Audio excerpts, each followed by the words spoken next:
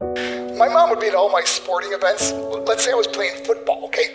My mother would be on the sidelines, and if the play on the field started going one way, my mother would run along like, Mark, get him, get him! I'd be like, oh my gosh. I'd get in the huddle with the other guys, they go, Mark, is that your mother? I go, no, I never saw her before in my life. The greatest gift my mother ever gave me. She believed in me.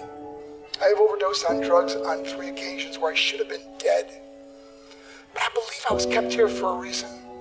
You show me your friends, I will show you your future. How do I know this? I hung out with losers, and I became the biggest loser of them all because I gave up everything I dreamt about as a little boy because of who I chose to surround myself with. My friends would drive me home at 2, 3, 4 in the morning.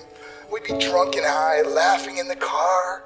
We'd pull up in front of my house in New York. They go, Mark, the light's on. I go, oh man, my mother's up.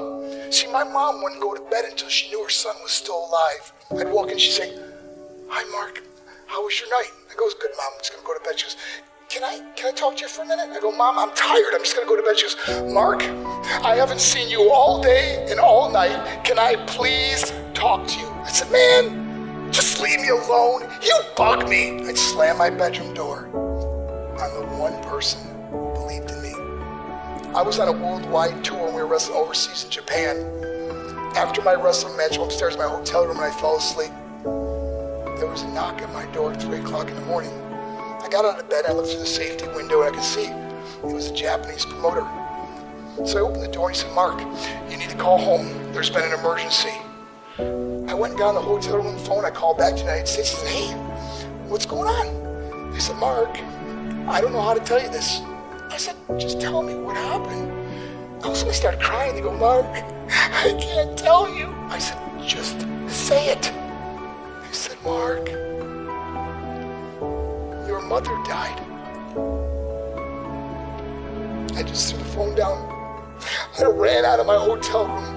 I took the elevator to the lobby, and when the doors opened up, I just ran out into the street.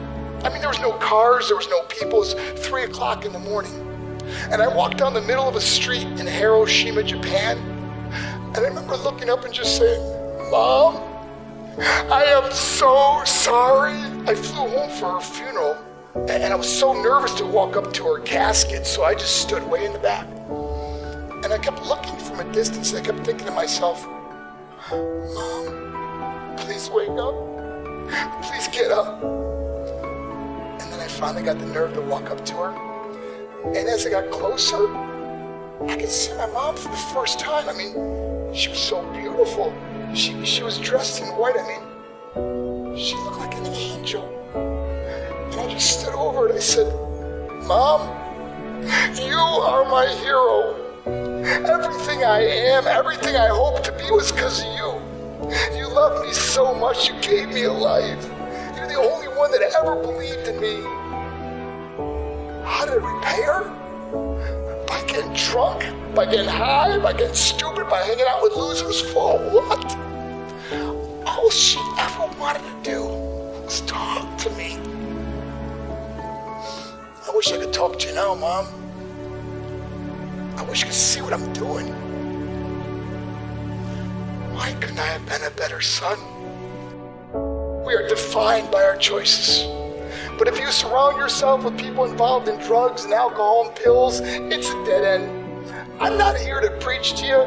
I'm here to tell you I lived that life. It leads to broken hearts, broken relationships, broken dreams, and death. For what? To get high? If you have a mother or a father, when you go home, tell them how much you love them. See, my whole life was about being rich and famous. I had to be a millionaire. I had to win the race. I had to win the race at the expense of my marriage, my family, my friends. For what? To be all alone in the world? I learned what is truly important, and that is how precious this gift of life is, and our families, and how quickly it can be taken away. See, I no longer live in time, I live in moments. See, it's not what's in your pocket that matters, it's what's in your heart that truly matters. Love Love is just a word until somebody comes along and gives it meaning. You're the meaning.